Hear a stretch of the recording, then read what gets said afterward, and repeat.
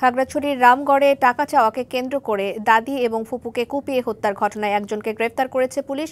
সকালে সংবাদ সম্মেলনে পুলিশ সুপার জানান, হত্যায় জড়িত সাইফুলকে ফেনী থেকে গ্রেফতার করা হয়। গেল 21শে অগস্ট মধ্যরাতে সাইফুল ইসলাম টাকা না দেয়ায় দুইজনকে হত্যা করে।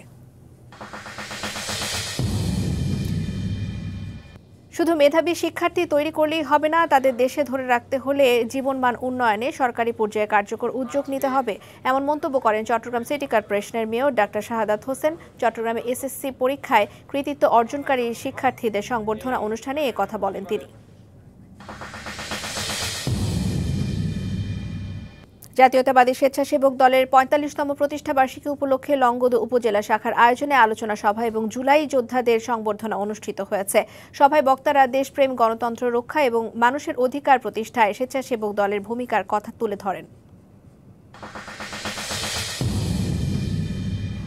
ভোলার চরফ্যাশনে অনুষ্ঠিত হলো উদ্যোক্তাদের উৎপাদিত দুগ্ধজাত পণ্যের এক ব্যতিক্রমী মেলা। সকালে উপজেলা চরফ্যাশন স্কয়ার চত্বরে মেলার আনুষ্ঠানিক উদ্বোধন করা হয়। দিনব্যাপী এ মেলায় অংশ নেয় 10টি দুগ্ধজাত পণ্য বিক্রেতা প্রতিষ্ঠান।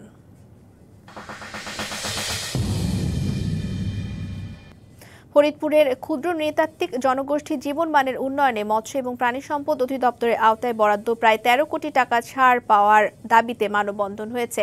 সকালে ফরিদপুর প্রেস ক্লাবের সামনে মানববন্ধনে অংশ নেয় জেলার বিভিন্ন স্থান থেকে আসা ক্ষুদ্র ও নৃতাত্ত্বিক পরিবারের সদস্যরা।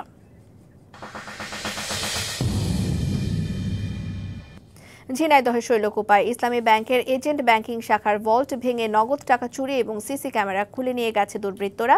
বুধবার রাতে গাড়াগঞ্জ বাজার শাখার চুরির ঘটনা ঘটে। ভল্ট ভেঙে তারা 1,25,000 টাকা